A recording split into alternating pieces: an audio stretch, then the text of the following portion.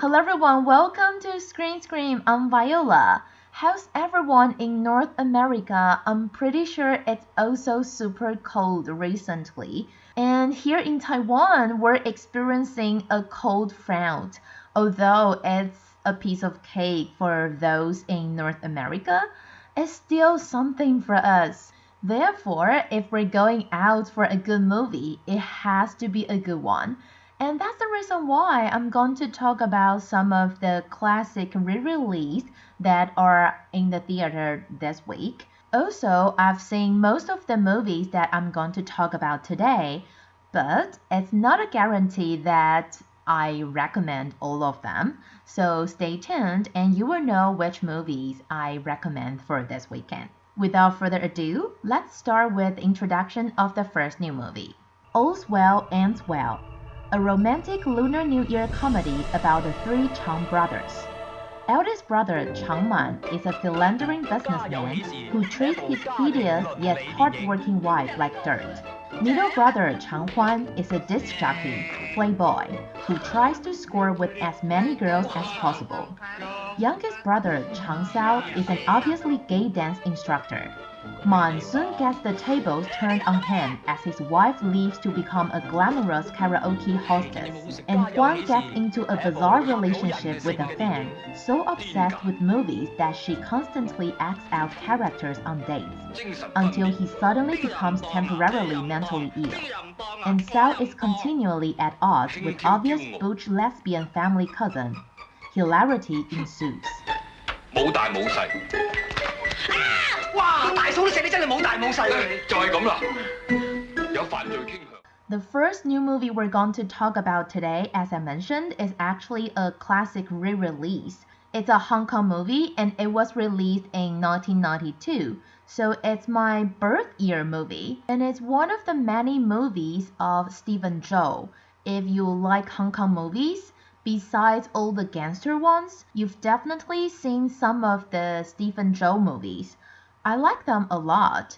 And actually, I think there are only 2 or 3 that I haven't seen. But All's Well Ends Well is one of them that I haven't seen. So when I went to the screening, I really enjoyed it because everything was new to me.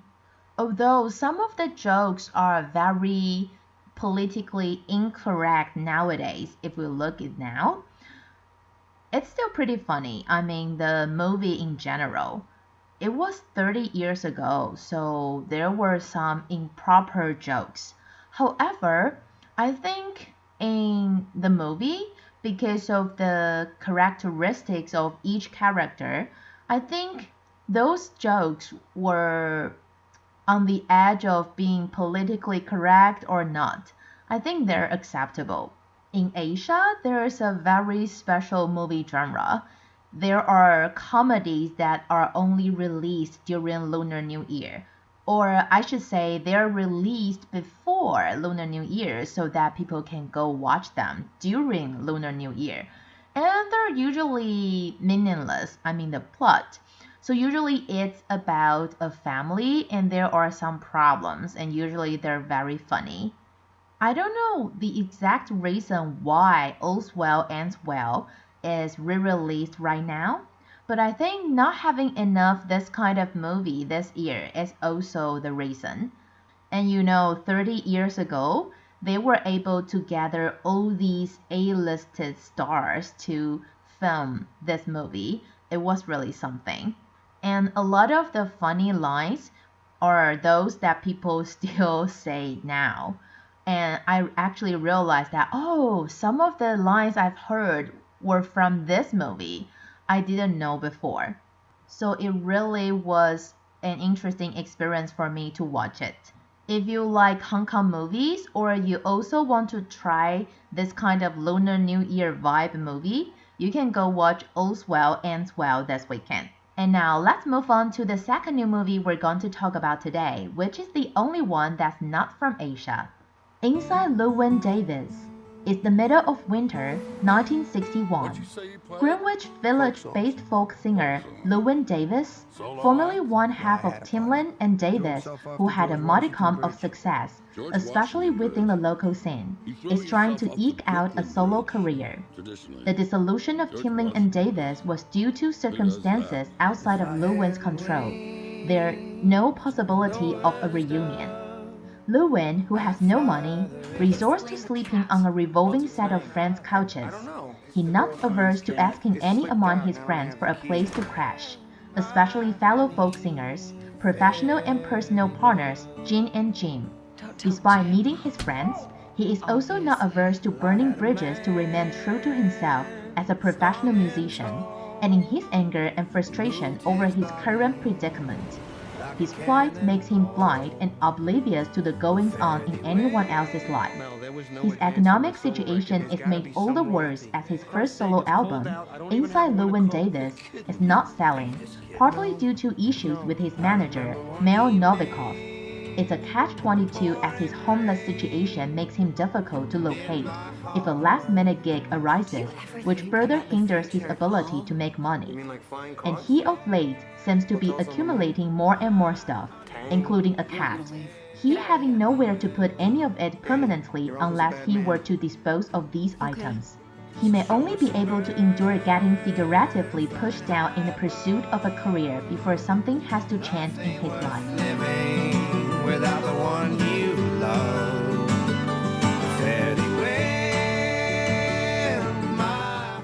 The second new movie is also a classic re-release.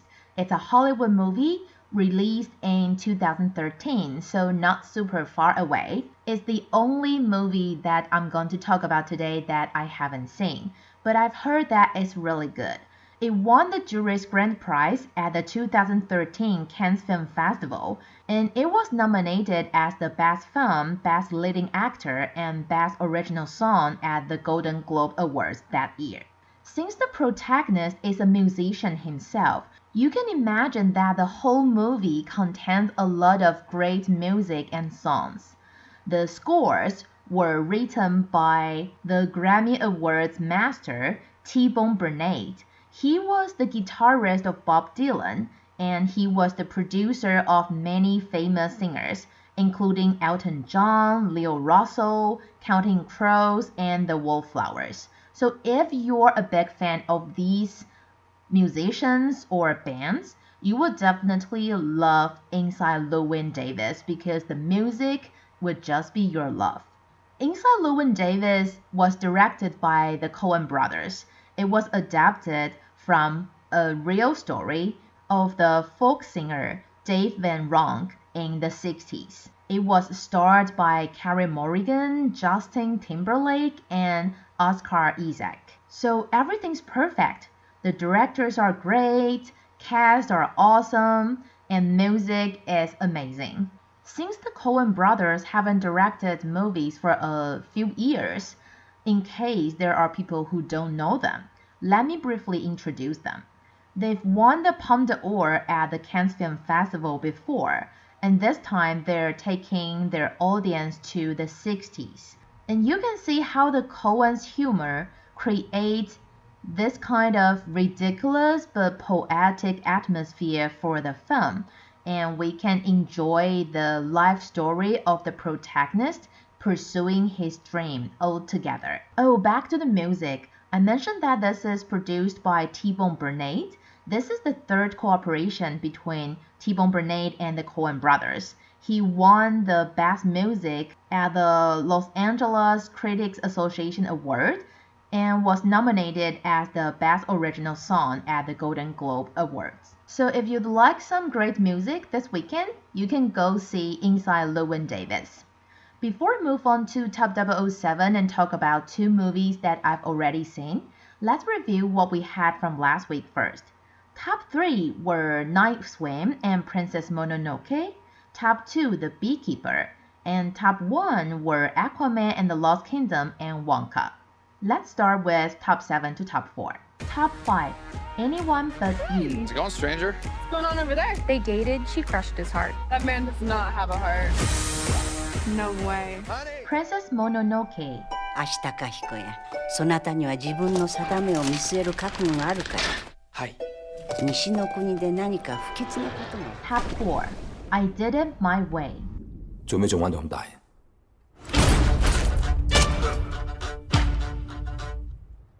我選擇唔答。Oh, once again, we only have 3 movies from top 7 to top 4, so top 3 to top 1 is a little bit crowded.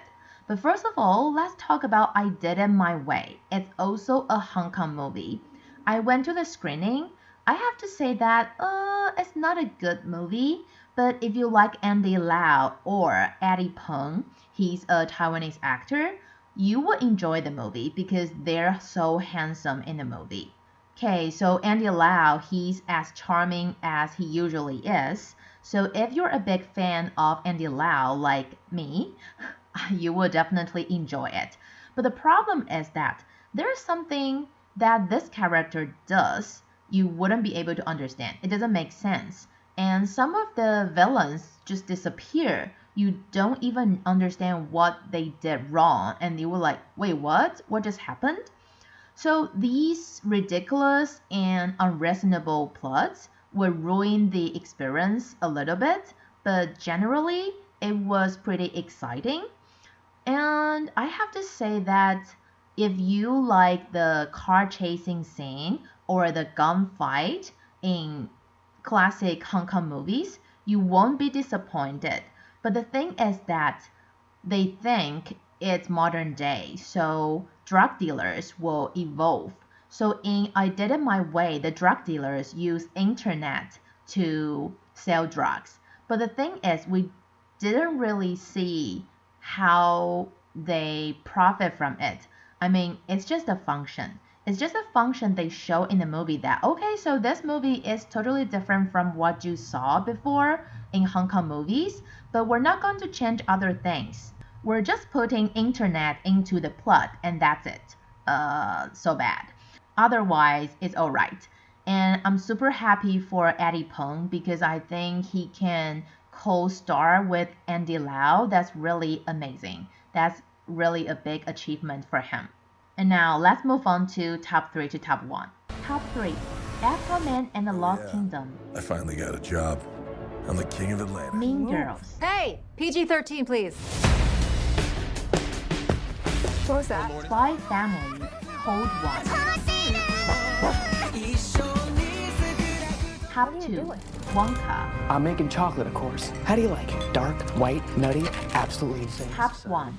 The Beekeeper. 1, 2, 3. There. Yes, it's a little bit crowded and there are 2 new faces on the chart, Mean Girls and Spy Family Cold White. Mean Girls is not going to be released in Taiwan any soon, so let's not talk about it for now. Let's talk about Spy Family Cold White. It's the movie version of the famous anime, Spy Family. I went to watch it the second day after its release and got the posters. I'm so happy about that. And after I watched it, many of my friends will ask me, is it okay for me to watch the movie if I haven't seen the anime? Sure, definitely. First of all, the movie starts with introduction of the main characters. It tells you that, okay, so the father is a doctor, but actually he's a spy. And the mom is a civil servant, but actually she's an assassin. And the daughter is an orphan, but she can actually read minds. And the dog, their dog, can predict the future.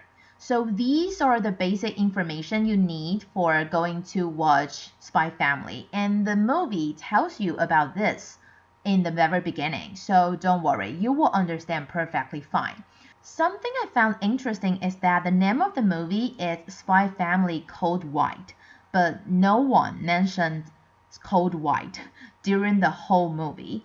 I mean, I can imagine the mission we watch in the movie is Cold White, but I'm so surprised that nobody ever mentioned it in the movie. So I wonder if it has some other meanings. But anyway, it's really enjoyable. The fight scenes are classic, and the laughing points, the punchlines are awesome. And if you like how the protagonist, the daughter, Anya, has her facial expressions. There are a bunch of facial expressions in Spy Family Code White. Besides, they utilize different painting styles in it, so you can not only see the regular painting styles of Spy Family, but also some painting by hand and some American comic style. I think that gives the animation some diverse variation. Also, most Japanese animation is about 1.5 hours, but Spy Family Code White is almost 2 hours. So you can maybe bring some popcorn inside because it's really enjoyable to watch Anya and eat something because there will be some food scene in it, and I can guarantee you if you don't have something to eat, you may be hungry.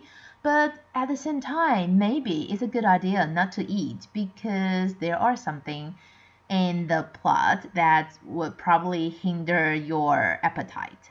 Okay, in order to avoid spoiler, that's my introduction for Spy Family Code White. And if you like this show today, please like it and share for us. And remember to tune in same time next week. I'm Viola. See you next week.